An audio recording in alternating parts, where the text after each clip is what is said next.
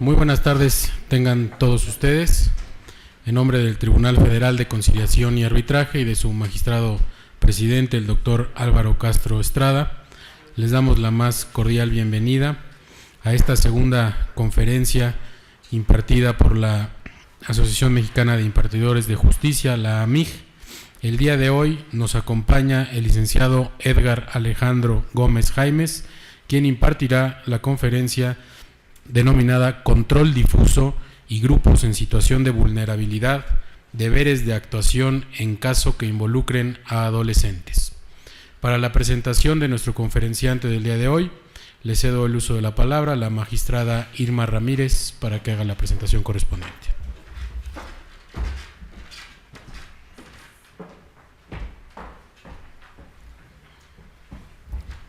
Muy buenas tardes. Para mí es un placer presentar al licenciado Edgar Alejandro Gómez Jaimes, quien es licenciado en Derecho de la Facultad de Derecho de la Universidad Nacional Autónoma de México, con la tesis La legitimación de la jurisdicción universal a través del bien jurídico penal internacional. Ha sido investigador, asistente independiente en temas relacionados con la ley del uso de la fuerza policial para el Distrito Federal, asesor externo de la Comisión Mexicana de Defensa y Promoción de los Derechos Humanos para la elaboración de la demanda de las peticiones en el caso Rosendo Radilla contra México, asesor externo de la Comisión de Derechos Humanos del Distrito Federal para la elaboración del informe especial sobre los derechos humanos de las y los agentes de las corporaciones de policía de la Secretaría de Seguridad Pública del Distrito Federal, asesor presidente de la Comisión de Derechos Humanos del Distrito Federal, asesor de litigio estratégico de la Consultoría General Jurídica de la Comisión de Derechos Humanos del Distrito Federal. También fue investigador asistente independiente en temas relacionados con la explotación sexual comercial infantil, investigador asistente sobre temas de derecho penal internacional y criminología en el Instituto Nacional de Ciencias Penales. Ha participado como conferencista en distintos eventos académicos como el foro Conmemoración del Día Mundial de la Justicia Internacional en la Suprema Corte de Justicia de la Nación. En el foro, a 10 años del funcionamiento de la Corte Penal Internacional, el impacto en la región latinoamericana en el Instituto Tecnológico Autónomo de México. En el foro de discusión México y la Corte Penal Internacional en el Instituto Nacional de Ciencias Penales. En el seminario Las reformas constitucionales de amparo y de derechos humanos, aula magna de la Facultad de Derecho Jacinto Pallares, Universidad Nacional Autónoma de México. Ha participado también en el taller práctico Justiciabilidad de los Derechos, Régimen de Excepción y Seguridad Ciudadana. También en el diálogo entre expertos, la armonización de la legislación penal federal en materia de crímenes internacionales, invitado por la Comisión Intersecretarial de Derecho Internacional Humanitario de la Secretaría de Relaciones Exteriores. Conferencista con el tema Sistemas Internacionales de Protección de los Derechos Humanos, realizada en el Instituto Técnico de Formación Policial e impartida a mandos de la Secretaría de Seguridad Pública del Distrito Federal, Secretaría de la Defensa Nacional, Secretaría de Marina, Secretaría de Seguridad Pública Federal, Procuraduría General de Justicia del Distrito Federal. Conferencista en el primer curso de formación especializada en Derechos Humanos, actualización en la jurisprudencia y metodología de la interpretación de la Corte Interamericana de Derechos Humanos en la Comisión de Derechos Humanos del Distrito Federal. Agradezco al licenciado Edgar Alejandro el haber aceptado venir a este Tribunal Federal de Conciliación y Arbitraje a compartir sus conocimientos con respecto al tema control difuso y grupos en situación de vulnerabilidad, deberes de actuación en caso que involucren a adolescentes. Muchas gracias, licenciado. Bueno, muchísimas gracias por la invitación. La verdad es que aquí estar frente a ustedes no nada más es una obligación, también es un compromiso y desde luego es un placer poder estar explicando un poquito de los temas que me ha tocado a lo largo de mi trayectoria profesional estar viendo y a lo largo también de la formación académica estar estudiando constantemente este tipo de situaciones que hoy en día son una realidad en el país, ¿no? Empezaríamos principalmente por plantear la idea de cómo se transforma la Constitución mexicana a través del paradigma de 2011, de la reforma constitucional de verano de 2011, en donde los derechos humanos dejan de ser nada más una conferencia, o más bien dejan de ser nada más una mera referencia, y dejan, o se convierten más bien en el punto de referencia de la interpretación normativa, ¿no? Eso quiere decir que nuestra Constitución va a cambiar de una visión de jerarquías hacia una visión de interpretaciones, y esa no es una cuestión menor, ¿no? Si bien es cierto que la historia del derecho internacional, principalmente a través de la aplicación de tratados internacionales en nuestro país, se apuntala a través de esa fecha, principalmente me gustaría desmitificar dos cuestiones, ¿no? El tema de los tratados internacionales en la jurisprudencia, tanto del Pleno de la Suprema Corte de Justicia como de litigios ante los sistemas internacionales, ya sea Sistema Interamericano de Protección de Derechos Humanos o el Sistema Universal de Protección de Derechos Humanos, porque también ha habido algunas situaciones que se han decidido ante el Comité de Derechos Humanos del Pacto Internacional de Derechos Civiles y Políticos, en el que México es parte y a final de cuentas ha impactado esas resoluciones en la esfera jurídica mexicana. En ese sentido, yo partiría diciendo que sí existe varias tesis, existe una tesis, por ejemplo, la tesis sobre leyes federales y tratados internacionales, donde tienen la misma jerarquía de 1991, es el amparo en revisión 2069/91, en donde se plantea por primera vez la discusión de los tratados internacionales frente a la Constitución, ¿no? Desde esta lógica de jerarquías, ¿quién va a tener mayor vinculatoriedad? ¿A qué norma le vamos a aplicar o a qué norma le vamos a dar seguimiento en ese sentido?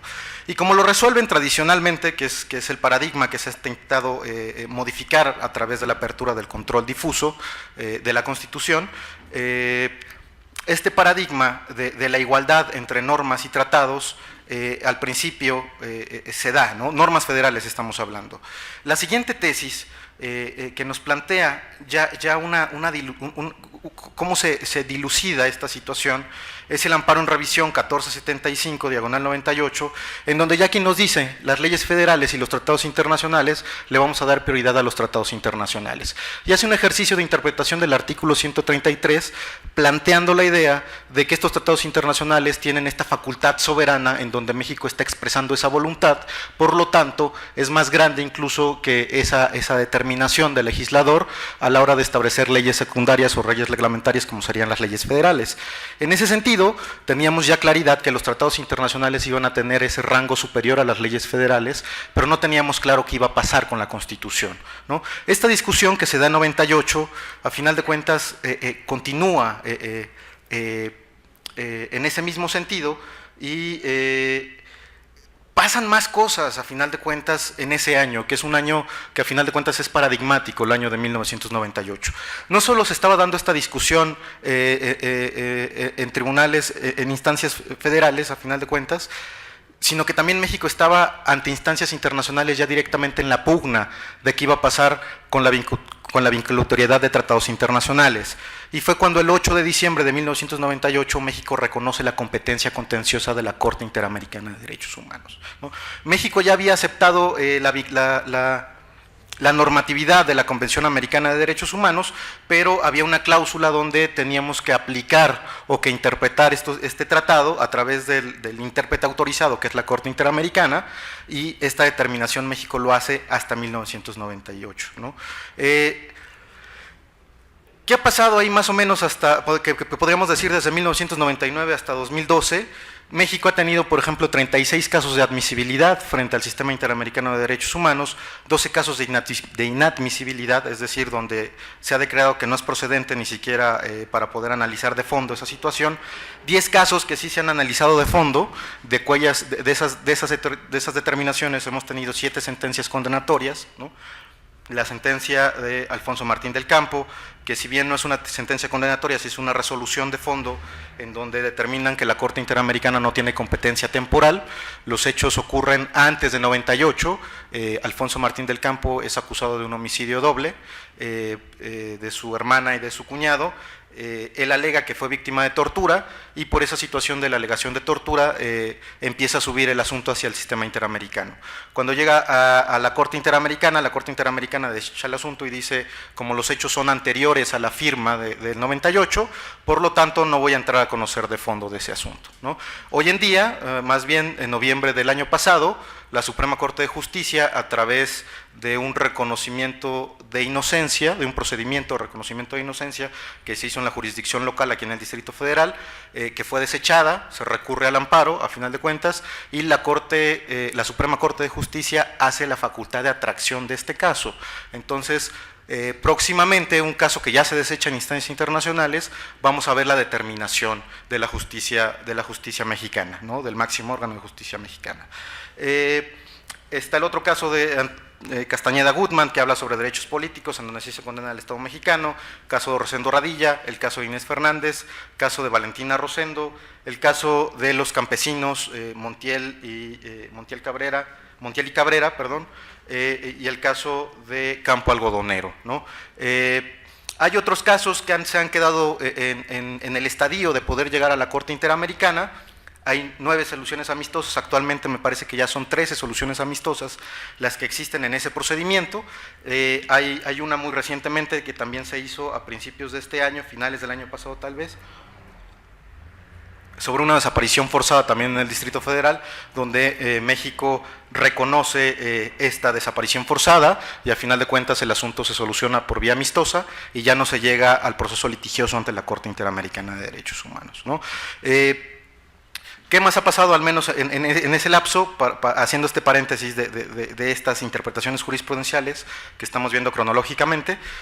También se hizo el informe sobre los derechos humanos, más bien la situación de los derechos humanos de la mujer en Ciudad Juárez, el derecho a no ser objeto de violencia y discriminación en 2003, que es un informe temático, y un informe por país, más bien 2 informes por países, uno en 1998, el informe sobre la situación de los derechos humanos en México, y el informe final sobre libertad de expresión de 2010. ¿Qué pasó después de 1998? Vino una discusión mucho más fuerte, en donde ya se estaba hablando de tratados internacionales a raíz de esta vinculatoriedad que estábamos viendo a través del ejercicio ya de las instancias internacionales, de poder ejercer o llevar casos, peticiones individuales ante esos sistemas internacionales. Y tenemos, por ejemplo, la tesis sobre tratados internacionales, su interpretación está por esta Suprema Corte de Justicia de la Nación al tenor de lo establecido en los artículos 31 y 32 de la Convención de Viena sobre Derecho de los Tratados, en donde esta Convención de Viena sobre Derecho de los Tratados, que es del 14 de febrero del 75, publicada en el Diario Oficial, pues es un ejercicio interesante de cómo está construido el derecho de los tratados y de cómo podemos utilizar esa vinculatoriedad o cómo podemos utilizar esas normas. A final de cuentas es una tesis del Pleno de la novena época de 2002, en donde ya se reconoce este mecanismo de interpretación. Nosotros hoy, por ejemplo, incluso desde la lógica del derecho internacional, si nos ponemos a interpretar cómo son las fuentes de derecho internacional, en donde podemos ver, por ejemplo, la determinación de cuándo un tratado internacional va a vincularte o no, o cuándo un Estado, aunque no haya firmado o no está obligado a ese tratado internacional, podría generar esa obligación, digámoslo, erga omnes, o una obligación derivada de una norma de costumbre internacional, ¿no? Ha habido casos. Por ejemplo, la Convención de los Derechos del Niño de Naciones Unidas es un instrumento que tiene más países signados que incluso miembros de Naciones Unidas. ¿Qué quiere decir? Que, por ejemplo, uno de esos nuevos países en creación, como por ejemplo los de Europa del Este, que no estén asignados a esta convención internacional, sí podríamos hacerle exigible esa norma de la Convención sobre Derechos del Niño, diciéndole, aunque tú no la firmes o aunque tú no te obligues, te vincula, ¿no? Esta tesis que les comento nos ayuda a interpretar esa situación, porque a final de cuentas nos dice, vamos a interpretar los tratados internacionales de los que México es parte de conformidad con la Convención de Viena sobre el Derecho de los Tratados. Y la Convención de Viena sobre el Derecho de los Tratados nos dice, vamos a interpretar las convenciones primero conforme a su objeto y fin, es decir, vamos a primero ver cuál es el objeto, la finalidad de la convención que estamos signando, si es una convención para erradicar la violencia contra la mujer y decidimos eliminar hoy en día los feminicidios, por ejemplo, que más que ser una categoría jurídica, se agrupan en una categoría más bien sociológica por el fenómeno enraizado de violencia estructural contra la mujer y todos esos patrones estereotipados de género que de repente no alcanzamos a ver, porque contrastándolo dogmáticamente podríamos decir, ¿por qué no hay un crimen de machismo, por ejemplo, pensando en que protejan a los machos, ¿no? Desde esa lógica, esta respuesta es: no puedes eliminar estos tipos penales, porque estos tipos penales son para proteger la violencia contra la mujer, en donde incluso esta convención, la Belém do Pará, en donde se prohíbe o se erradica la violencia contra la mujer, pues genera condiciones afirmativas para poder eliminar, ¿no? Incluso la Convención Americana sobre Derechos Humanos, obligación 1.1 y 2 de la propia Convención Americana, pues nos hace referencia a la obligación de actuar conforme a lo establecido en la propia Convención e incluso de modificar, ¿no?, las propias normatividades internas frente a esa situación. También abriría este paréntesis de interpretación de las propias normas de tratados internacionales o normas incluso de costumbre internacional, como lo estamos viendo ahora, sobre el tema de la facultad de las creaciones normativas, por ejemplo, ¿no? Aquí podemos plantearlo desde la lógica del legislador. El legislador es por naturaleza quien crea la norma, pero a final de cuentas los juristas hoy en día, o más bien los que tienen la calidad de poder decir el derecho, los operadores jurídicos, vaya, son los que pueden empezar a interpretar y a darle luz y contenido a esas interpretaciones. No nos vayamos muy lejos, la propia Convención Americana es de 1959, ¿no? Los pactos internacionales de derechos civiles y políticos son de 1966. De las convenciones más nuevas estamos hablando de la Convención Internacional contra la Desaparición Forzada, que es de 2007, de la cual, por cierto, tenemos recomendaciones del Grupo de Trabajo de Naciones Unidas, que vino a México en una visita oficial en 2011 y determinó que había 3.200 casos de desapariciones forzadas, y a final de cuentas México no ha aceptado la competencia del comité para poder llevar situaciones de personas desaparecidas. Hoy en día, por ejemplo, si volteamos a ver organizaciones de víctimas, que es lo que le da luz y contenido también a los derechos humanos, pues podemos darnos cuenta que son necesarias este tipo de herramientas y este tipo de mecanismos para una cuestión meramente de acceso a la justicia. Vamos a continuar con las propias tesis. Existe otra tesis también, pero esta ya desde 2007, que habla sobre los tratados internacionales, en donde se hace referencia a que son parte integrante de la Ley Suprema de la Unión y se ubican jerárquicamente por encima de las leyes generales, federales y locales. Interpretación del artículo 133, ¿no? Seguimos con esta inercia de interpretar el artículo 133, siendo renuentes, por ejemplo, a darle más contenido que la norma constitucional. ¿Por qué desde la lógica internacional se intenta darle más contenido a las normas de tratados internacionales que a las normas constitucionales, al menos en cierto punto? Es una razón, como lo veníamos platicando, por ejemplo, con Fuerzas Unidas para encontrar a nuestros desaparecidos de Coahuila, Fundec, y después se dieron cuenta que había más que no había en Coahuila, y hicieron Fuerzas Unidas para encontrar a nuestros desaparecidos en México.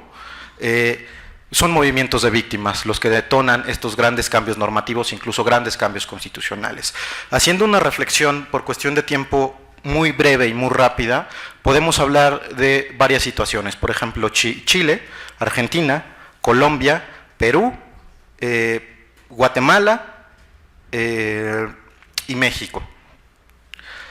Después de la dictadura de Augusto Pinochet, después del plebiscito donde se le pide que no se reelija más, incluso hace poco hubo un documental muy interesante en donde se determina que el propio pueblo chileno fue el que determinó que no se reeligiera por un periodo más como gobernador al señor Augusto Pinochet. Después de eso vino una persecución por situaciones que se dieron cuenta que ocurrían: desapariciones forzadas, torturas sistemáticas, violaciones sexuales, ejecuciones extrajudiciales y muchas personas que no encontraban, por ejemplo, a sus familiares. Desde esa posición, la Constitución chilena cambió, a final de cuentas, y fue en 1980 cuando se modifica y se crea una nueva Constitución chilena. Si nosotros hacemos referencia al artículo primero de esa Constitución, Constitución de 1980, nos vamos a dar cuenta cómo estamos viendo una copia al carbón de lo que significa el artículo primero constitucional que hoy en día tenemos reformado en 2011, 1980, 2011, ¿no?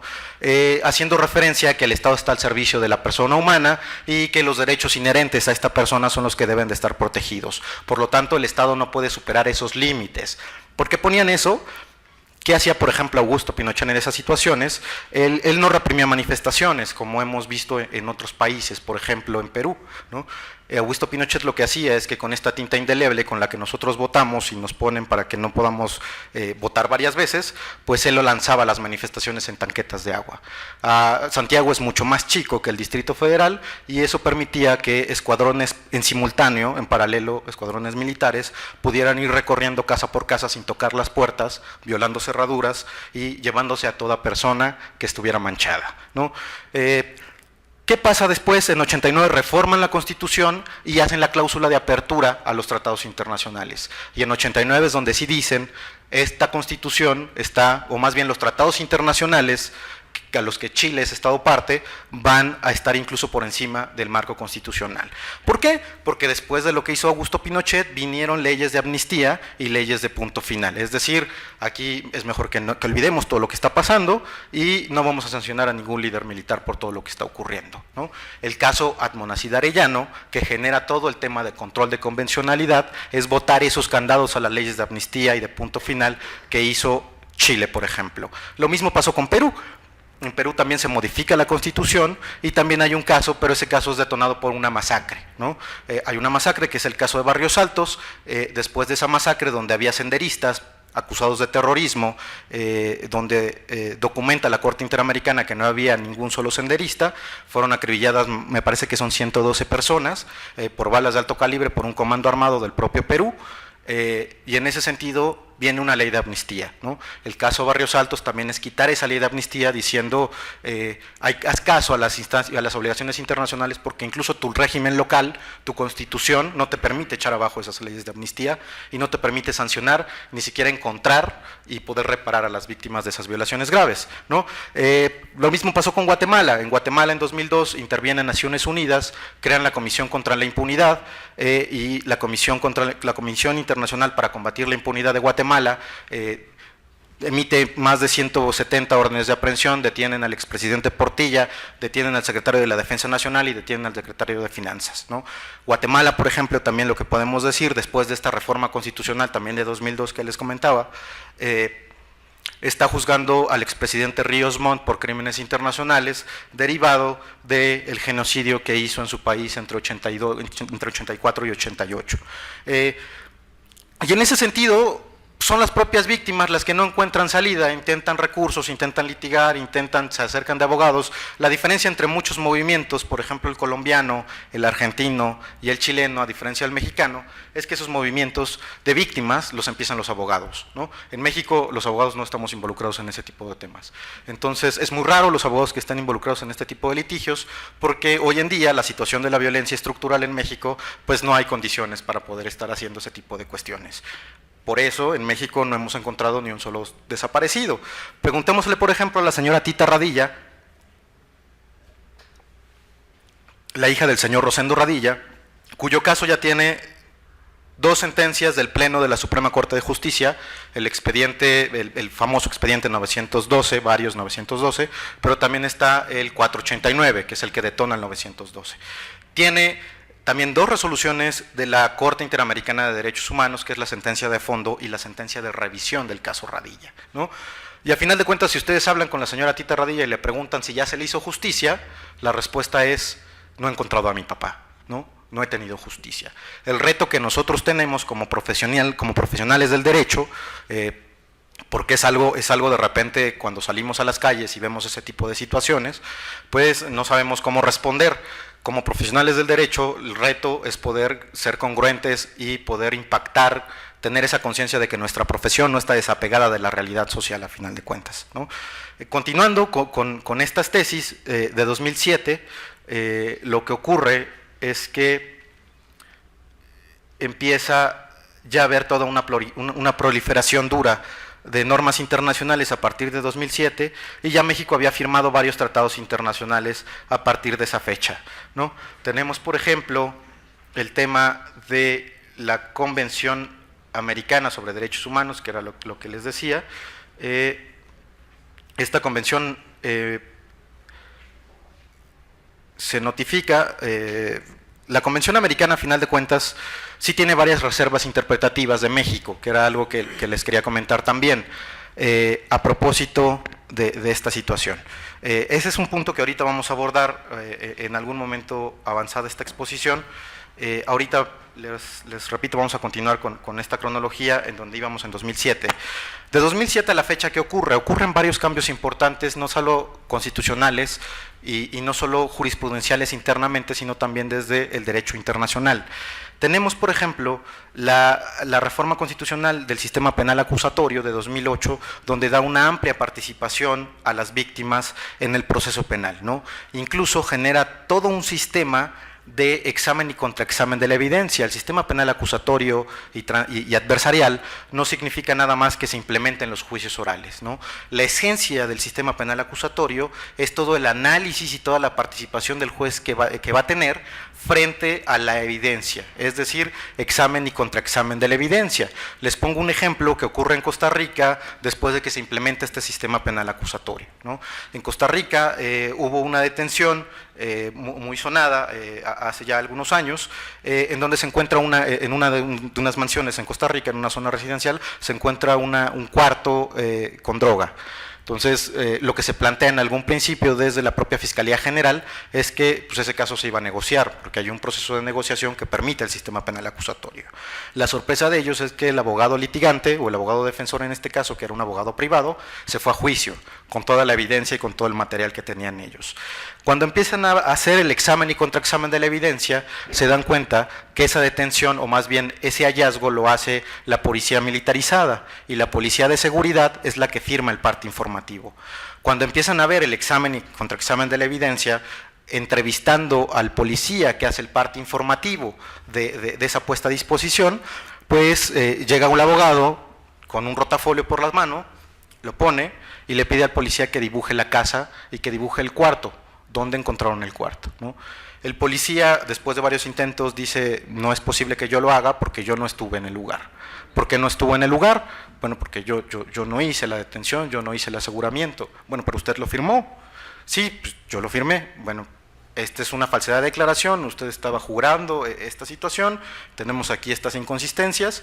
Y ¿cuál es la consecuencia de ese caso? Que está detenido el Ministerio Público que acreditó esa detención, está detenido el policía que hizo la puesta a disposición y están detenidos los mandos incluso de la propia policía. Es decir, los casos que vamos a estar teniendo frente a este tipo de sistemas ya van a ser casos que deben de estar completamente documentados. Nosotros tuvimos una polémica similar sin entrar al sistema acusatorio y adversarial, que fue el caso de Florence Cassé, la determinación en donde los amparos que resuelven a favor de la señora francesa, Florence Cassé, a final de cuentas deja una situación, digámoslo, de falta de justicia del sistema mexicano.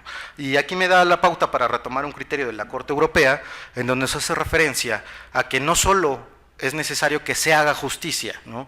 Para que haya un verdadero y pleno acceso y efectivo acceso a la justicia, es necesario también que se tenga la percepción de que se está haciendo justicia. Si yo podría hacer una crítica hoy en día a la Suprema Corte de Justicia de la Nación frente a ese caso, no por la determinación de los contenidos y la determinación del alcance de los derechos, que me parece que fue un ejercicio interesante desde la lógica de los derechos humanos, más bien desde esa percepción de la ciudadanía de que frente a ese caso no se hizo justicia, ¿no? Ese es el único tema que tendríamos que trabajar en esa situación. Vino la reforma constitucional, pero esta reforma constitucional en México la hemos trabajado desde tiempo atrás, ¿no? Esta reforma constitucional en México empieza a través de 2002.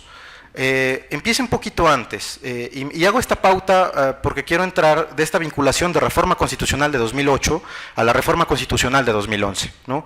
La reforma constitucional de 2008 sí tiene una justificación de sistema penal acusatorio, sí tiene una justificación que hace referencia a el sistema de los derechos humanos y dice, necesitamos modificar el sistema de justicia penal por 3 cuestiones. Tenemos violencia estructural y tenemos delincuencia organizada que tiene mayor capacidad de fuego y mayor capacidad de operación. Necesitamos herramientas que nos permitan confrontar ese tipo de violencia. No tenemos niveles de coordinación entre la autoridad local, la autoridad estatal y la autoridad federal. Necesitamos poder coordinarnos y, desde luego, tenemos un sistema débil que permite vulnerar los derechos humanos, no nada más de las personas acusadas, sino incluso de las víctimas del delito, ¿no? A través de este proceso o esta idea de revictimización. En ese sentido, lo que ocurre después de ello es que se da todo el proceso de ya estar hablando directamente sobre la reforma constitucional en derechos humanos. Pero esta reforma inicia desde la transición democrática, al menos de partido, en México en el año 2000. ¿Cuál es la distinción de la fracción del revolucionario institucional a la acción nacional? Es que el presidente Vicente Fox empieza a adherirse a instancias internacionales y empieza a invitar a instancias internacionales a que participen en México. ¿Cuál es el claro ejemplo? Que se instaura la oficina del Alto Comisionado de las Naciones Unidas en México a raíz de la invitación que hace el gobierno mexicano en 2002.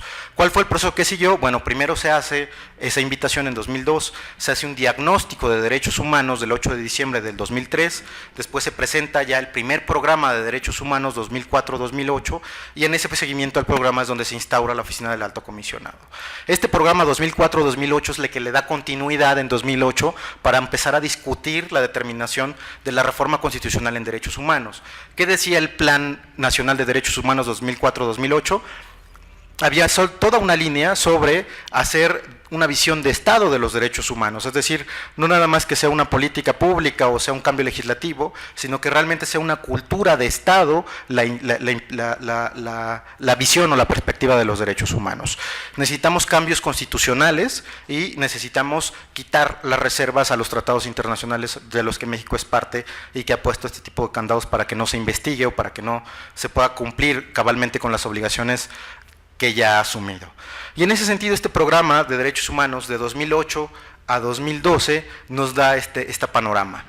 En 2008 también pasó algo muy significativo que se acaba de retomar el 23 de octubre de este año en Ginebra, Suiza, que es el examen periódico universal, en donde a México le dan 172 recomendaciones relacionadas con todos los sistemas, incluso grupos vulnerables, operadores de justicia, temas por ejemplo como arraigo, temas por ejemplo como libertad de expresión, aseguramiento de manifestaciones, el tema del acceso a justicia, el acceso a la justicia a personas víctimas de desaparición forzada, el tema por ejemplo también del fuero militar, el tema de los adolescentes, el tema de la violencia contra la mujer, de los grupos indígenas. Son 172 recomendaciones. En 2008 hubo, si no me equivoco, 87 recomendaciones, 82 recomendaciones. Estamos hablando de que casi el doble de recomendaciones o más del doble de recomendaciones después de 4 años de hacer el examen periódico universal. Y en este examen periódico universal también hay recomendaciones puntualmente por los estados. Haciendo un pequeño paréntesis, podemos decir que este examen periódico universal es un ejercicio interesante porque requiere la cooperación del Estado. Es el propio Estado mexicano el que dice yo me voy a sujetar a este examen y ante la comunidad internacional en igualdad soberana es cuando lo empiezan a evaluar. Entonces, en este sentido, son países como por ejemplo Guatemala, que acaba de reformar su constitución, como Turquía, que también estaba en procesos de modificación constitucional, estamos hablando de 2008, le recomiendan México modifica tu constitución, incorpora el concepto de derechos humanos explícitamente. Y empiezan ya los cambios legislativos que arrojan la modificación constitucional en 2011, ¿no? Para 2012 ya vienen todos los cambios jurisprudenciales de la interpretación del artículo primero del 912. Y en ese sentido también viene la apertura de la 10ª época. Y aquí hacemos referencia a la primera tesis de esta 10ª época y las últimas, me parece que son últimas 8 tesis de la 9ª época que hacen referencia a todo el tema de control de convencionalidad y control de convencionalidad difuso.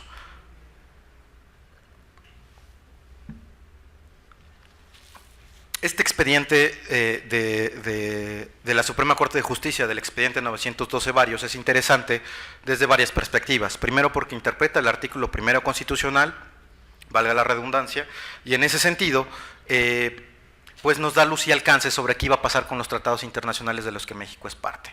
Aquí la Suprema Corte de Justicia, y nosotros podemos consultar, me parece que se publica el 4 de noviembre del 2012 en el Diario Oficial de la Federación, este expediente varios 912, y en este expediente podemos ver estas fórmulas de control de convencionalidad en donde nos dicen que para que podamos ver estas fórmulas necesitamos poder primero permitir el control difuso, ¿no? Recordemos, por ejemplo, que la Constitución mexicana tiene varios mecanismos: control concentrado de la Constitución, control difuso también de la Constitución. Los mecanismos de control concentrado, por excelencia, este control abstracto, la acción de inconstitucionalidad, artículo 102, 105, y el artículo 105 también, que habla sobre controversias constitucionales, ¿no? También tenemos como una forma de control concentrado en la Constitución en cierto punto el juicio de amparo. Estas primeras dos fórmulas de control concentrado, tanto la acción de inconstitucionalidad, que es el único ejercicio que permite la interpretación en abstracto de una ley, tiene varios criterios de procedibilidad, se tiene que hacer dentro de los 30 días después de que se emite esa ley. Son ciertas personas las que pueden interpretar esta acción de inconstitucionalidad, por ejemplo, el Procurador General de Justicia del Estado, si es una ley estatal, el Procurador General de la República, si es una acción a nivel federal, o del Congreso de la Unión, las comisiones de derechos humanos estatales o la Comisión Nacional, el 33% de las cámaras o del Congreso local, son los que pueden interpretar este tipo de situación. La controversia constitucional, también ya lo sabemos, pues son más bien los conflictos competenciales entre las entidades federativas y los municipios, o entre ellos mismos, ¿no? Cuando nosotros empezamos a hablar de las obligaciones que se derivan principalmente de este artículo primero, derivadas del caso Rosendo Radilla específicamente, es qué va a pasar con los tratados internacionales y qué va a pasar con esa interpretación que no pueda ser sujeta o no pueda ser compatible con el marco constitucional mexicano. Y en ese sentido, para esa fecha ya teníamos por lo menos 3 sentencias duras de la Corte Interamericana que iban en el mismo sentido de México. Tus jueces deben de utilizar los criterios de la Corte Interamericana de Derechos Humanos para ejercer una especie de control de convencionalidad de las normas establecidas en el catálogo de la Convención Americana y su derecho interno, ¿no? Esto lo dice textualmente Rosendo Radilla, lo dice textualmente Calpo Algodonero, lo dice textualmente Montiel y Cabrera, ¿no? Los jueces tienen el deber de ejercer el control de convencionalidad ex oficio de las normas frente a las normas, más bien de las normas internacionales frente a las normas nacionales. Y la razón es que es el artículo 57, fracción segunda del Código de Justicia Militar, ¿no? Es una discusión larga. Y básicamente lo que decían los militares es que el Código de Justicia Militar permitía violar y desaparecer personas, y por lo tanto iba a conocer la propia jurisdicción militar. Entonces, desde la perspectiva de derechos humanos se le dijo: no, la Convención Americana y los criterios de la Corte Interamericana nos han dicho que no es necesariamente así.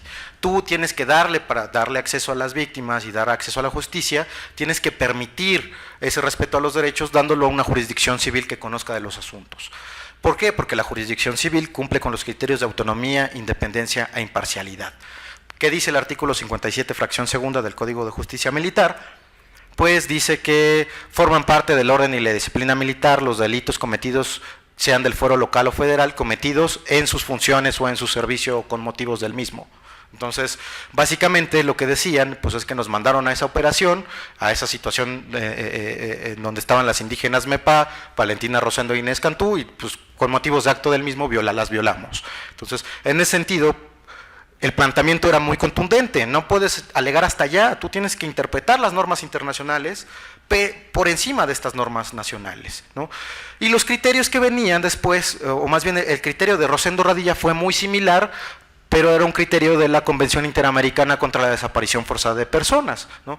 El criterio que tú tienes local, porque también lo estaban investigando desde el foro militar, no nos permite participación a las víctimas, no nos permite incluso iniciar una averiguación previa por el delito que se están cometiendo y por lo tanto no me estás dando ni siquiera un pleno ejercicio y efectivo acceso a la justicia.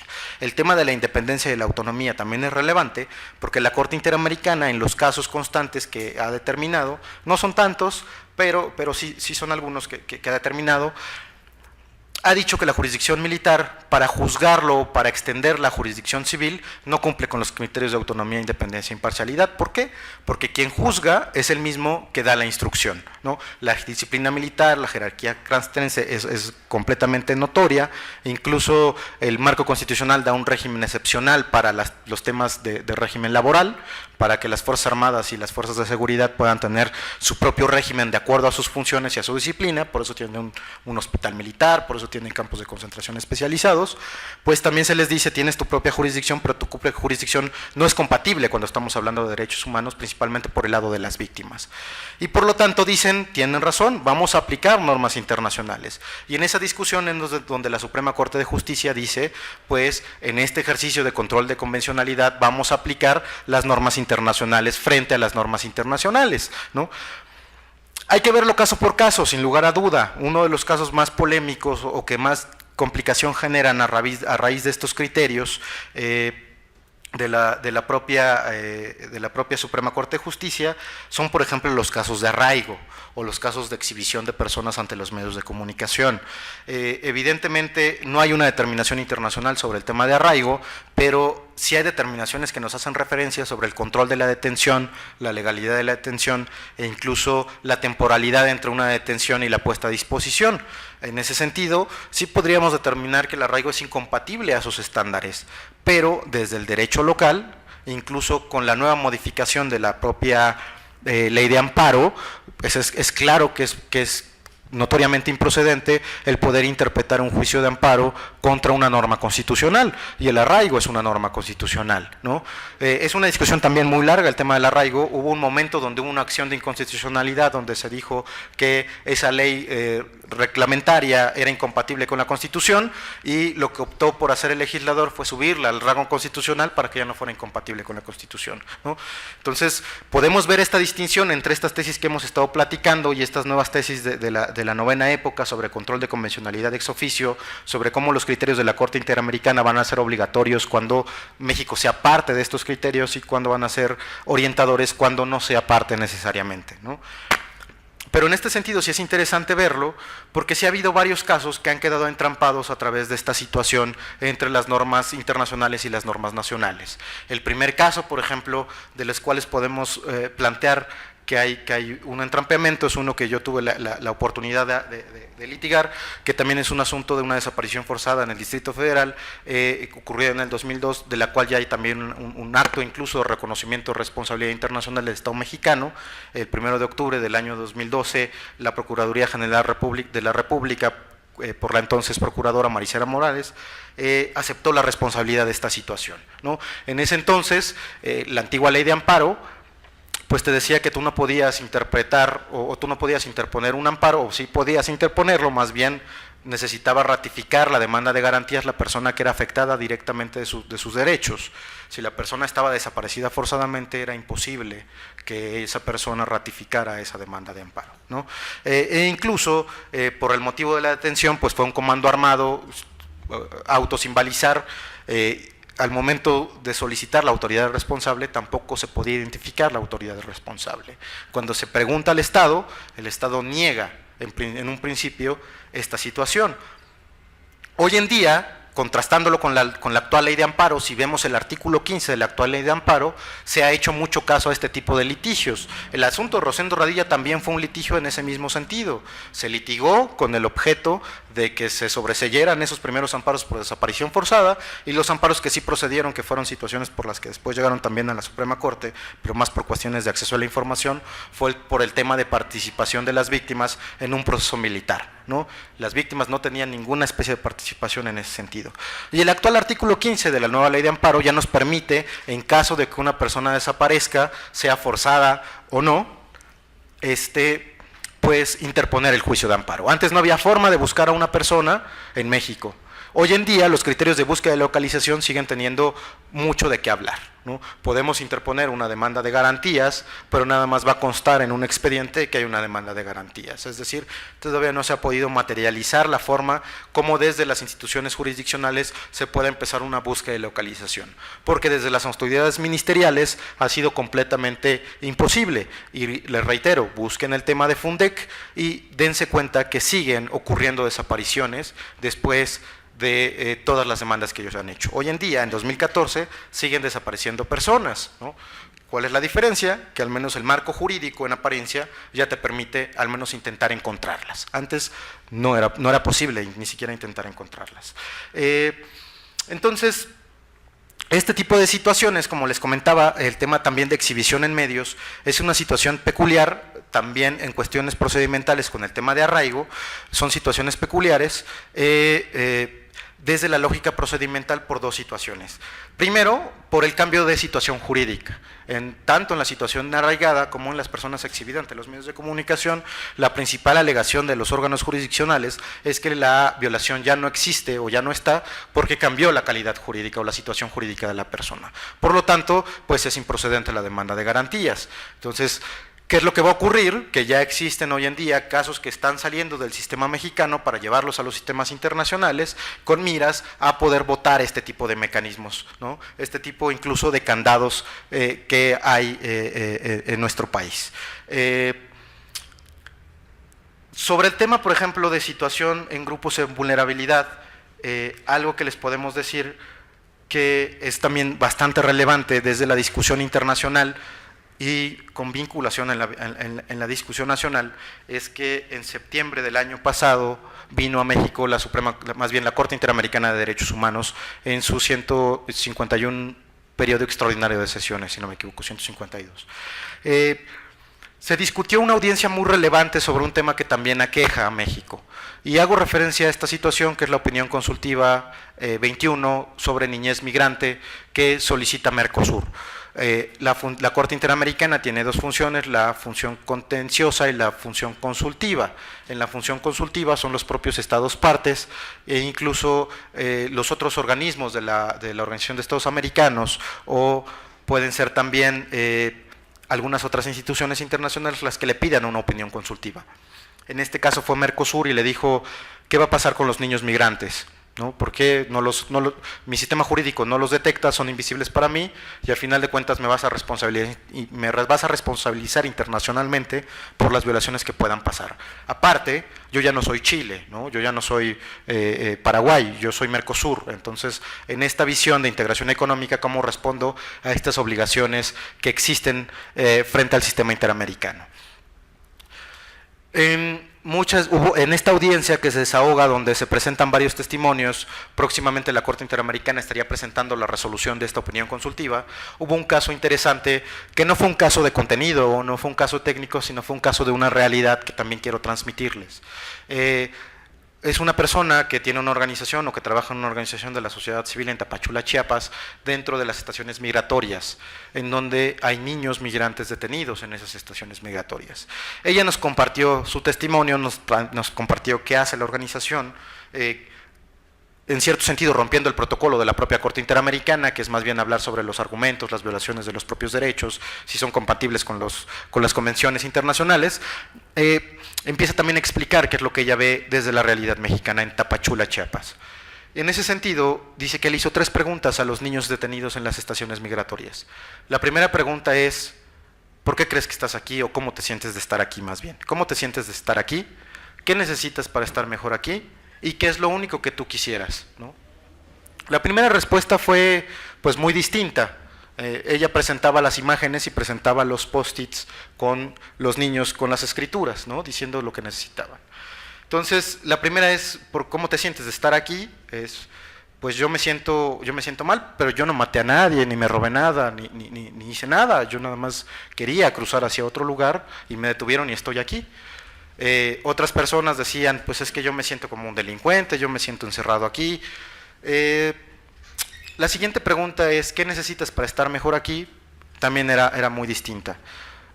había personas que decían, yo nada más necesito, yo no tengo ropa, había alguien que puso, yo no tengo ropa, yo necesito ropa, yo necesito poder lavarme, cepillos de dientes, yo necesito papel de baño, yo necesito comer mejor. Y la última pregunta, que fue la que me pareció más relevante, en donde todos tenían la misma posición, es ¿y qué necesitas? ¿No? Y la respuesta de todos es, lo único que necesito es ver a mi familia. Lo único que quiero es ver a mi familia. Lo único que necesito es ver a mi familia. ¿Cuál es la realidad? Que las estaciones migratorias en México no son centros de reclusión, no son reclusorios, no tienen una sentencia condenatoria en donde un juez, ya sin que haya algún mecanismo o algún recurso, no lo es una situación incluso donde la propia ley de migración nos dice que van a estar máximo por 72 horas, o si hay algún procedimiento, pues pueden estar algunos meses, ¿no? La jurisdicción mexicana nos dice, o al mes bien, bajo la procedibilidad de los amparos que se tramitan, pues hay varias situaciones que son incompatibles con la visión del sistema jurídico mexicano y esa situación que está pasando en el país. ¿Cuál es la primera situación incompatible con el sistema mexicano?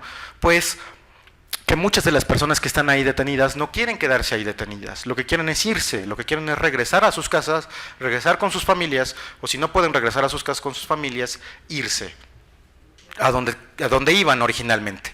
Y en ese sentido, pues cuando tú les dices, oye, vamos a tramitar un amparo para que te protejan y que no estés en estas situaciones, pero vas a tener que estar ahí en lo que me lo resuelvan, pues no lo acepto, no quiero, ese proceso no, yo lo que quiero es irme, y ya me dijeron que si me espero en esta situación un mes, me voy a poder ir, ¿no? Tú me estás diciendo que son 3 meses, sí, pero vamos a entrar a mecanismos de reparación, y fíjate que hay una corte allá en San José de Costa Rica que hace tales cosas.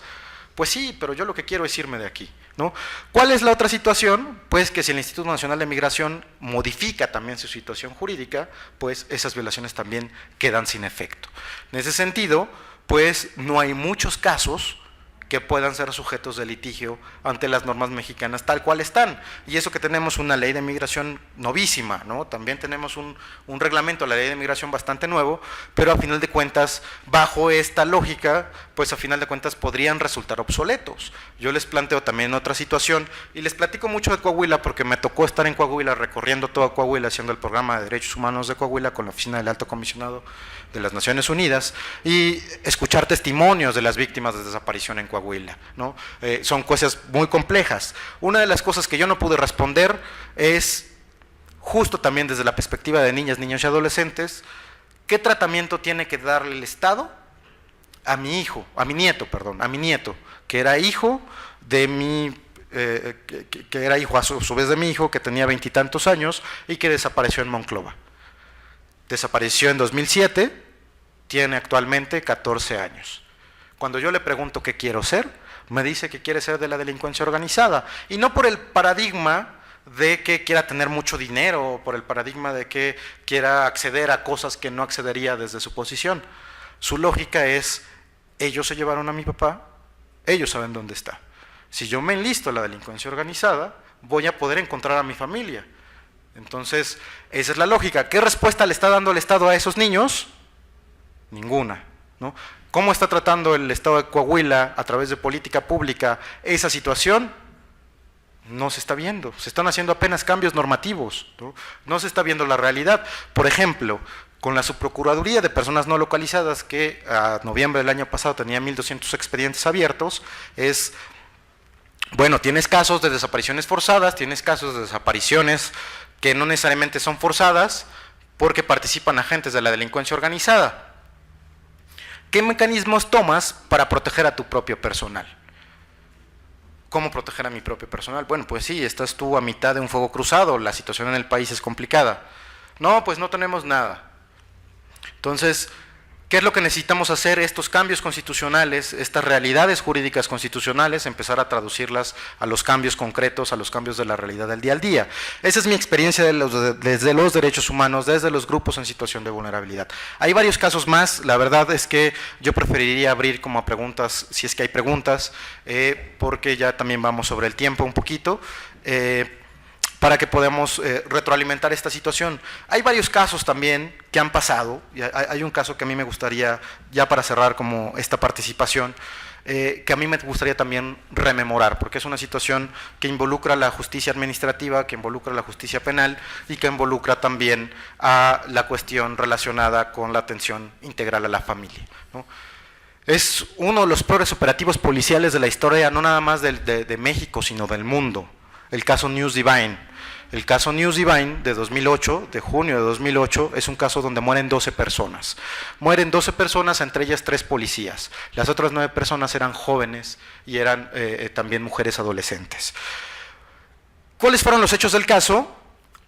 En una especie de contexto, había unas reformas policiales fundamentales del gobierno del Distrito Federal donde estaban echando a andar su proyecto de policía estelar, la llamada Unipol, ¿no? El primer operativo de la Unipol, que era una policía de alto nivel donde se incorporaban varias secretarías del gobierno del Distrito Federal, fue el News Divine, ¿no?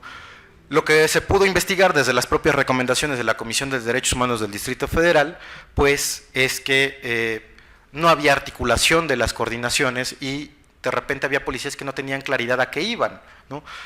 El News Divine era un lugar de recreación donde había jóvenes entre 12 y 18, tal vez más 21 años, en donde había presunción de la autoridad, en este caso policial, de que ahí se explotaban a los jóvenes porque se les daba sustancias ilegales como alcohol y drogas. En ese sentido, justo para poder tener evidencia, para poder decir, ya tenemos este material para impugnar y decir que hicimos un gran operativo para salvar a no sé cuántos jóvenes, pues una de las instrucciones que se da a los policías que llegan directamente al lugar es que nadie salga. Entonces, si estamos hablando de un lugar lleno de 200, de 150 jóvenes y se están viendo a la policía, pues todos quieren salir. Un efecto de cuello de botella, de aplastamiento, es donde mueren estas 12 personas. Después de ello, solo ha habido una sola persona responsabilizada por una sentencia condenatoria de materia penal y los mandos civiles de la policía fueron destituidos, pero no hay responsabilidades administrativas en ese tipo de casos, ¿no? ¿Cuál es lo alarmante de esta situación? Pues primero que es una política de seguridad que buscaba servir y proteger desde la paradigma internacional.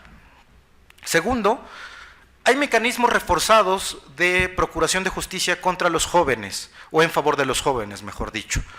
Y en este caso, lejos de poder generar una prevención situacional de la violencia y del delito, por ejemplo, con conductas que fomenten el deporte o la recreación, porque frente a ese lugar hay una explanada enorme, un camellón enorme, donde se podría haber restaurado y haber generado algunas canchas, algunos centros deportivos, centros culturales o hasta más centros de recreación. En otro sentido, por ejemplo, ¿no? La reacción que hizo la autoridad fue una reacción represiva completamente, en donde quisieron utilizar a los adolescentes como objetos de evidencia, ¿no? Lejos de utilizar a los jóvenes o darles esa calidad como sujetos de derecho, lo que se intentó fue utilizarlos, instrumentalizarlos como evidencia. Querían llegar al lugar para poder detenerlos, llevar a todas las personas que atestiguaran y por lo tanto empezar a responsabilizar a muchas de esa situación. La realidad es que dio una tragedia que hoy en día se sigue rememorando año con año porque es una cuestión que incluso es de luto nacional. Esa es la situación de repente que nosotros tenemos de los adolescentes frente al sistema, no como sujetos del sistema de justicia penal, sino como objetos de la protección de las propias normas, ¿no? Sobre este último punto, la Corte Interamericana no ha dicho nada, ¿no? El tema del joven como objeto del sistema a través de otro tipo de mecanismo de prevención, no lo ha hecho. Ha utilizado mecanismos más bien cuando el joven es sujeto del régimen de restricción de justicia penal, cuando hay infracciones a menores, lo ha utilizado desde una situación, digámoslo, tangencial, y hay un caso paradigmático también de política pública dentro de la Corte Interamericana, que es el caso de niños de la calle, ¿no? En este caso de niños de la calle sí utilizan esta especie de políticas públicas, pero más desde el enfoque de seguridad, y no tanto desde el enfoque de las y los jóvenes como sujetos dentro de los mecanismos. Para finalizar, a raíz de esta reforma que hablábamos del sistema de justicia penal de 2008, ha habido una de las inversiones más fuertes en tema de recursos públicos para el tema de juventud, que significa todo el tema el subsidio para la seguridad municipal y el tema de la Prevención Nacional contra la Violencia y el Delito. Estos mecanismos estatales y municipales tienen líneas puntuales sobre jóvenes, prevención de drogas, jóvenes y prevención de adicciones, jóvenes y prevención de la violencia contra la mujer y jóvenes y prevención situacional de la violencia y el delito, ¿no? Ahí está la apuesta, ahí está el mecanismo y incluso ahí están los recursos. ¿Qué es lo que tenemos que hacer? De nuevo, aplicar las normas y los estándares que ya hemos estado viendo. Yo les agradezco mucho, espero que haya sido útil este tipo de acercamientos o este tipo de criterios. Hay más criterios de esta situación, esta es nada más una reflexión sobre este tipo de impacto del sistema de justicia mexicana y los estándares internacionales de protección a los derechos humanos. De verdad les agradezco, de nuevo agradezco al Tribunal Federal por la invitación y quedo a sus órdenes por si hay alguna pregunta o algún comentario. Muchas gracias al licenciado Edgar Alejandro Gómez Jaimes por su brillante exposición, y si alguien tuviera una pregunta, por acá está el micrófono, que nos lo hiciera saber, por favor, acá si me haces favor. Muchas gracias.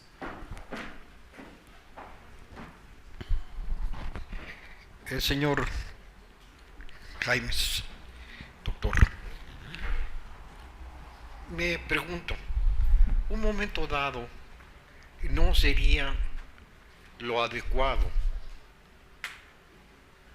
ubicar al adolescente, al joven que está en una situación, conforme a lo que yo entendí, realmente de no estar protegido?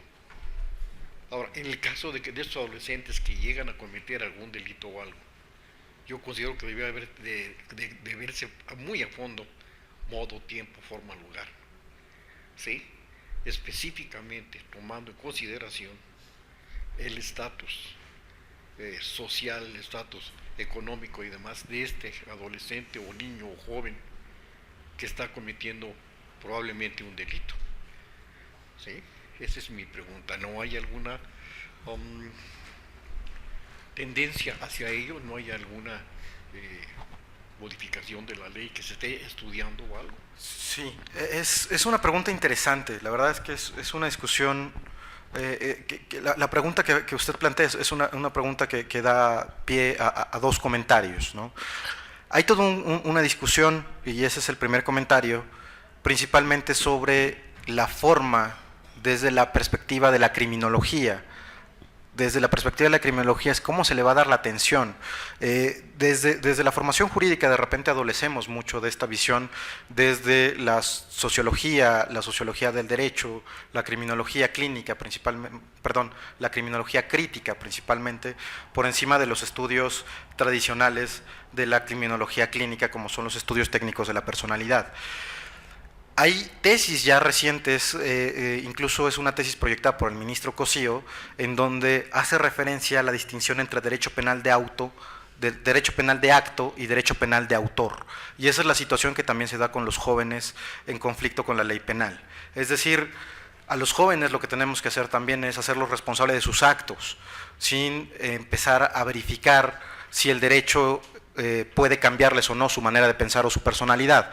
Desde la lógica de los derechos y desde una teoría de los derechos, digámoslo incluyente, la percepción es que esta situación tendría que ser, digámoslo así, el derecho está para fomentar el libre desarrollo de la personalidad y no para coartar la personalidad. Es decir, si tú quieres ser, por ejemplo, como lo dicen hoy en día, punqueto, emo, rockero, lo que tú quieras ser, sélo, ¿no? Y el derecho no te va a determinar que seas o que no lo seas, más bien el derecho te va a garantizar que tú puedas ejercer tus libertades, y por eso también estamos hablando, por ejemplo, como la interrupción legal del embarazo, temas, por ejemplo, como eutanasia, ese tipo de situaciones van hacia allá. Tú puedes decidir hasta donde tú quieras y el derecho te va a permitir, incluso desde estas corrientes sociológicas de derecho, el profesor Boaventura hace referencia a la emancipación, ¿no? Las normas como método de emancipación, ¿no? Esto es lo que les decía, el derecho penal de autor, por ejemplo, sí juzga las condiciones de la persona a través de criterios criminológicos clínicos sobre el comportamiento, la situación sociourbana, el tema, por ejemplo, de la peligrosidad, y esa es una situación que podría ser riesgosa. porque a final de cuentas estamos juzgando a una persona por algo que pudiera ser. Incluso el profesor Zaffaroni, a manera de retórica, hace referencia a esta teoría de la aportación ilegal de rostro, ¿no? Y dice, nosotros necesitamos condiciones objetivas, porque si nos guiamos por esta aportación ilegal de rostro, muchas de las personas, yo por ejemplo, estaría detenido, ¿no? En ese sentido. Pero desde esa lógica, hay que tener mucho cuidado con esa distinción entre derecho penal de acto, y derecho penal de autor, ¿no? Y eso pasa también con los jóvenes. Hay que tener también mucho cuidado porque hay que hacerlos responsables de sus actos también. Desde la lógica internacional, y es pie a esa situación, tampoco está acabada la normatividad internacional, ¿no? La normatividad internacional en este sentido se quedó en 1950, sobre las reglas mínimas sobre el tratamiento a las personas privadas de la libertad. Hoy en día en Ginebra, también el año pasado, de octubre a noviembre, se estuvieron discutiendo estas nuevas reglas, ¿no? Entonces ya hay una nueva discusión de estas reglas, de estas tendencias sobre el derecho penal de acto frente al derecho penal de autor, ¿no? Que se espera que ya para este 2014, tal vez para este 2015, se estén ya formuladas estas nuevas reglas sobre el tratamiento de este tipo de personas, ¿no? Y esto también es una de las discusiones que se dio en 2008 cuando se modifica el artículo 18 constitucional en el tema de reinserción y de readaptación, ¿no? La lógica, y esto también nos permite ver esta distinción, la lógica de la readaptación es que son personas que no están adaptadas a la comunidad, a la ciudadanía, y como están inadaptadas, pues por lo tanto el derecho las va a adaptar, ¿no? Lo que dicen en 2008, dicen eso es una falacia, nosotros no tenemos que adaptar a nadie porque todos somos iguales. Entonces, ¿qué es lo que va a pasar? Que cuando tú haces algo, eres responsable. A final de cuentas, si tú cometes una cuestión ilícita, pues eres sujeto de una sanción. Y esa sanción podría ser a través de mecanismos alternativos de solución de controversias, por ejemplo, o podría ser a través de una pena privativa de la libertad. Hace poco vimos que incluso hay penas capitales, como el caso del señor Edgar Tamayo, que fue ejecutado también en Texas, ¿no? Por ejecutar a un policía. Entonces, esa es la consecuencia del derecho penal y eso lo hemos sabido desde siempre. Si vulneramos el derecho penal, hay una sanción. Entonces, lo que ocurre es, ¿cómo vas a obtener esa sanción o qué tipo de sanciones vas a obtener frente a esa situación? Y lo que dice esta modificación constitucional es que cuando tú estás pugnando esta pena, entonces lo que pasa es que te vamos a tomar y te vamos a sustraer de tus derechos y te vamos a poner en un centro de reclusión. Cuando tú salgas de esa situación y ya estés compugnando tu pena, lo que va a pasar es que te vamos a reinsertar en la sociedad, ¿no? Porque ¿cuál es la realidad a la que nos enfrentamos? Que también es una de estas críticas desde la sociología, es cuáles son la finalidad de la pena y cuál es la finalidad de los centros de reclusión y los centros de tratamiento de justicia para el menor, ¿no? ¿Están cumpliendo con su finalidad estos centros? Pues la realidad es que no lo están cumpliendo. Y como no lo están cumpliendo, estamos poniendo en cuestión si el mecanismo para llegar a ello está bien o está mal, y por lo tanto queremos irnos por cuestiones de peligrosidad, más que por hechos materiales, ¿no? La realidad que plantean, por ejemplo, desde el tema de los reclusorios, es que no están dando los resultados que tienen porque a final de cuentas están cooptados por esta lógica entre derecho y mercado. Es decir, es un espacio fértil de opacidad en donde no alcanza a llegar la normatividad o la democracia y por lo tanto lo que se está imponiendo es la lógica del mercado. En estas normas de mercado, pues a final de cuentas impera la ley del más fuerte.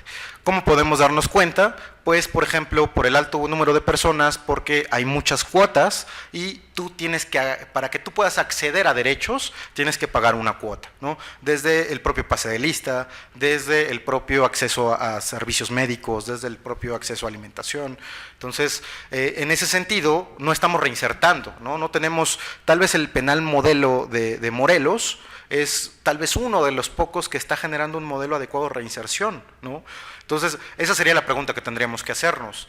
¿Qué tipo de derecho queremos darle a nuestros adolescentes, ¿no? ¿Queremos darle un derecho para meterlos a la cárcel y a ver qué pasa en 20 años?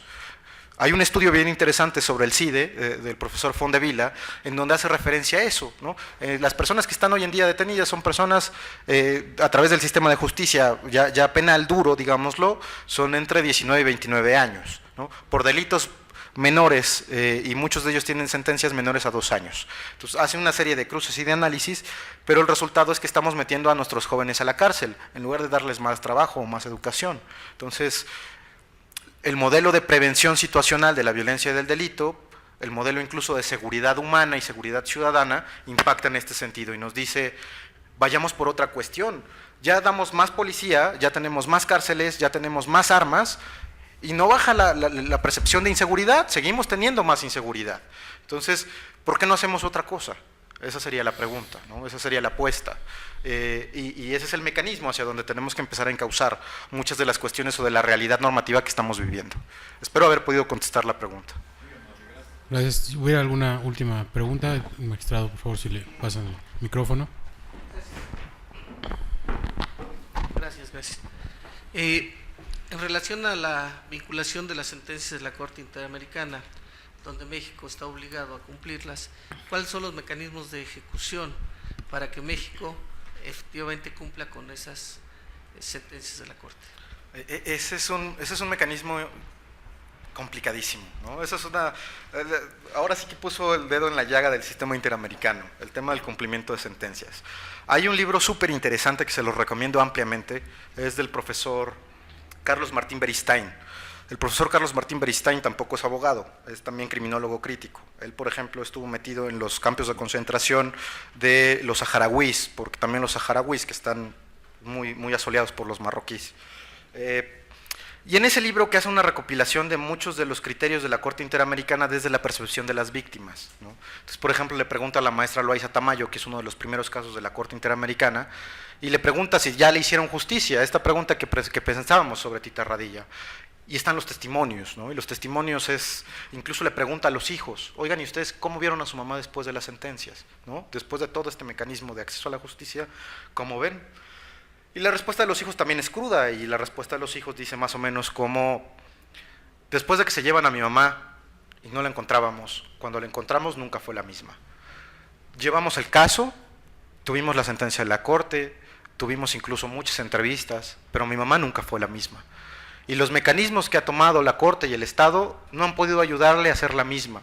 Y yo creo estar seguro que yo nunca voy a volver a encontrar a mi mamá, ¿no? Entonces, ¿cómo podemos hacer vinculatorias esas? La vinculatoriedad existe normativamente en tanto el expediente 912. ¿Cómo podemos hacer las ejecutorias? Les platico qué ha pasado con Rosendo Radilla. Con Rosendo Radilla ya tenemos toda esa situación. Hoy en día se están haciendo ya ejercicios puntuales para búsqueda de localización. Incluso ya hubo un mecanismo del gobierno federal donde intentó dar una especie de reparación monetaria a la señora Tita Radilla, y esa es una situación complicada, ¿no? Hay casos donde eso se permite, donde eso es posible, donde eso es necesario, que le dé un cheque con mucho dinero y que le diga, ya te estamos reparando. En el caso de Atoyac es muy complicado, porque el caso de Rosendo Radilla es un caso símbolo, es decir, hay todo un trabajo en la comunidad de Atoyac de Álvarez, en donde ese es uno de cientos o de miles de casos de desaparecidos. Entonces ese caso simboliza la comunidad. Lo que decía la señora Tita Radilla es, si me van a dar un cheque a mí, que nos lo den a todas las personas que tenemos un familiar desaparecido. Entonces eso no lo va a hacer el gobierno mexicano y decidió no dar el cheque. ¿Qué es lo que quiere la señora Tita Radilla? Nada más quiere encontrar a su papá. Los testimonios, ¿a dónde nos llevan en el caso Rosendo Radilla? Lo encontramos, tenemos testimonios de cuando lo detienen saliendo de su casa y le dicen, tú eres el que cantaba los corriditos, ¿no? Lo detienen los militares. Tenemos testimonios de cuando está cantando en el cuartel militar de Atoyac de Álvarez, ¿no? Esos testimonios nos ayudaron para decir, está en el cuartel militar. Como el proceso estaba en la justicia militar, no teníamos acceso a nada. Como víctimas no había acceso absolutamente a nada. Se empezaron a modificar criterios a través de acceso a la información, pidiendo primero los planos del excuartel militar, porque si queríamos encontrarlo, pues teníamos que saber cómo estaba el excuartel militar. De ahí nosotros nos ayudamos, sin que el gobierno nos dé nada, nos ayudamos, por ejemplo, de peritos psicosociales. A esos peritos psicosociales lo que arrojaron es, si lo van a empezar a buscar, búsquenlo no donde dormían ni donde comían, porque los mexicanos no enterramos a los muertos debajo de nuestra cama, ¿no? Yo no lo haría. Entonces lo entierran en los perímetros. Entonces busquen en los perímetros del cuartel militar. Ahí es donde van a estar las fosas. Primero la Sedena decía, no es nuestra obligación dar los planos del ex cuartel militar. No es nuestra obligación porque nuestro mandato y la Constitución y jerarquía militar. Cuando el IFAI dice, tienes que dar los planos porque ya es una situación de orden y no es una situación de seguridad nacional, tienes que entregarlos porque hay este litigio y está esta situación, Pues la respuesta es no los encuentro, ¿no? Hoy en día, las excavaciones que se están haciendo se hacen sin el excuartel militar, que estamos hablando de más de 10 hectáreas, ¿no?, de terreno. ¿Qué pasa? Los antropólogos forenses, y eso ya son otra herramienta, los antropólogos forenses nos dicen que para que encontremos o más bien para enterrar a una persona necesitamos 1 metro cúbico, ¿no? 1 metro cúbico en 10 hectáreas. Los aparatos que existen, que México no tiene peritos antropólogos forenses, tiene otro tipo de peritos que saben utilizar los georradares, pero eso no significa que sean antropólogos forenses que saben hacer las lecturas de terreno. Y estos peritos son los que operan el aparato que sí tiene el Instituto de Antropología e Historia, que se lo presta la PGR, ¿no? Entonces, en buena onda, el Instituto de Antropología le dice, sí te lo voy a prestar, y tú con esto ya puedes hacer tus diligencias. Nosotros hicimos un recurso para que nos pidieran meter a peritos externos. Entonces, primero le pedimos a los argentinos, al equipo argentino de antropología forense, después le pedimos al guatemalteco y ahorita estamos ya trabajando con el equipo mexicano, ¿no? A ver si podemos incluso generar capacidad instalada, porque van a venir muchos casos más así. ¿Qué nos dicen estos antropólogos forenses? El georradar, para que tú encuentres al señor Rosendo Radilla, no te va a decir aquí es, te va a decir aquí hay suelo alterado, ¿no? En este suelo está alterado y aquí puedes cavar y a ver qué encuentras. ¿Qué significa ese suelo alterado? Pues, por ejemplo, raíces que botan, animales que entierran, removimientos naturales de la propia tierra, cimientos también, por ejemplo, ¿no? Entonces, de todos esos suelos alterados que hoy en día se han identificado, no se ha encontrado a nadie. ¿Cómo se va a cumplir? Haciendo profesional y haciendo efectivo, ¿no? Dejando de hacer una investigación de gabinete o una investigación a modo, y que nuestra fiscalía realmente investigue científicamente. La Comisión Nacional de Seguridad se supone que ya tiene muchos juguetes nuevos para poder hacer este tipo de cosas, pero hoy en día no se están utilizando, y es lo que le dicen a las propias víctimas. Tenemos todos estos laboratorios y todos estos talleres, y nuestro C4 es de lo más moderno en el mundo. ¿Cuándo encuentras a mi familiar? Lo mismo pasa en Coahuila, ¿no? ¿Y cuándo nos da resultados? ¿No? Ya tienes más de 1 año en esta situación, ¿cuándo nos vas a dar resultados? Ya creaste una fiscalía, sí, pero ¿cuándo vas a dar resultados? ¿No? Ya tienes una unidad de búsqueda y localización. Entonces, ¿qué pasa, por ejemplo, con Ciudad Juárez y Campo Algodonero? Pues los protocolos también de investigación en temas de género siguen sin estar implementados. Entonces, ese es el reto, ¿no? ¿Cómo, pues, no depende nada más de una persona, depende de todos y cada uno, ¿no? De las personas que están en esa posición, hagan lo que toca hacer. Pues muchas gracias. Una última pregunta, por favor, breve, para concluir con la exposición. En el caso Rosendo Radilla, está plenamente comprobado que fue el ejército quien tuvo la intervención. Mi pregunta es, ¿por qué si la recomendación de la Corte Interamericana es para el Estado mexicano y el presidente del Ejecutivo, el jefe del Ejecutivo, es el jefe de las Fuerzas Armadas, no puede dar una indicación para que el ejército colabore? Porque me queda claro que tiene que existir por ahí alguien que sí sepa exactamente qué fue lo que sucedió, porque en ese tiempo, pues el señor Rosendo Radilla era un personaje al que tenían que eliminar, ¿verdad? Porque les estorbaba. Entonces, no hay ninguna recomendación un poco más severa hacia el Ejecutivo de parte de la Corte. Sí lo hay, o sea, ya la sentencia per se es una situación completamente dura. Más bien el tema es cómo nosotros hemos entendido esa situación. Les platico, por ejemplo, el caso de Perú. El caso de Barrios Altos, es que no es una situación solo de la sentencia, pues la sentencia es una herramienta. ¿Cómo utilizamos esa herramienta? Esa ya es otra cosa, ¿no? El caso de Perú, en caso de Perú, el caso de Barrios Altos, con esta situación, utilizaron este tipo de sentencias para empezar litigios internos, y con eso, hoy en día, el señor Fujimori tiene órdenes de aprehensión por crímenes internacionales en su país. Si ustedes hablan, por ejemplo, con Pancho Soberón, que es el abogado que ha estado litigando todo este tipo de casos, fue una estrategia pensada y armada en ese sentido, ¿no? Entonces, ¿qué es lo que ha pasado? Que México está entrampado. Realmente hay momentos donde no alcanza a llegar o no alcanza a litigar, o los litigios se quedan y de repente tardas muchos años, ¿no? Van avanzando, pero son varios años. Al señor Radilla lo desaparecieron en 74, Apenas estamos viendo a ver si lo podemos encontrar, ¿no? En ese sentido también lo que puedo decir es que ha habido una serie de descoordinación porque muchas dependencias gubernamentales, ahorita menos, pero con el gobierno calderonista más, muchas dependencias gubernamentales podían hacer todo y a la vez no hacían nada, ¿no? Tenían las mismas facultades en Cancillería, en Gobernación y en PGR, ¿no? Estaba la Subprocuraduría de Derechos Humanos, sigue estando la Subprocuraduría de Derechos Humanos, estaba la Dirección General de Derechos Humanos de Cancillería y en Gobernación también está la Subsecretaría de Derechos Humanos. Y en ese sentido, cuando venían estas instancias internacionales, ellos se supone que se coordinaban y a la vez, pues entre esa difusión de autoridades ya no bajaban las instrucciones para hacerlo operativo. Lo mismo pasa hoy en día de manera distinta, pero similar, digámoslo, ahora ya se están coordinando de mejor manera las propias instituciones, pero a final de cuentas las instrucciones son bien complicadas, ¿no? Le platico otro caso rapidísimo sobre el tema de desaparición también. Lamentablemente una persona igual cercana, defensora, uno de sus familiares también fue detenido, su familiar fue desaparecido más bien, su familiar se dedicaba a trasladar autos nuevos y en ese sentido camino a Veracruz ya no lo encontramos, ya no sabemos dónde quedó. Hicimos el ABC del sistema interamericano, sentamos a estas instituciones que les digo. Y estas instituciones, no, todos tenemos toda la firme convicción de cooperar con el gobierno, porque la Procuraduría de Veracruz, este caso le interesa mucho al gobierno de Veracruz, y por lo tanto, después de un año de estar en esas negociaciones, cuando por fin pudimos ver el expediente, nos dimos cuenta que no había ni una sola línea de investigación sobre la desaparición. Estaban investigando el robo de vehículo, ¿no? Y la empresa Telcel no quería dar la sábana de llamada telefónica porque no era un delito considerado en la ley de comunicación, artículo creo que es 40 de la ley de comunicación, porque no es grave, ¿no? Pero ¿cómo una desaparición no va a ser grave?, preguntábamos nosotros.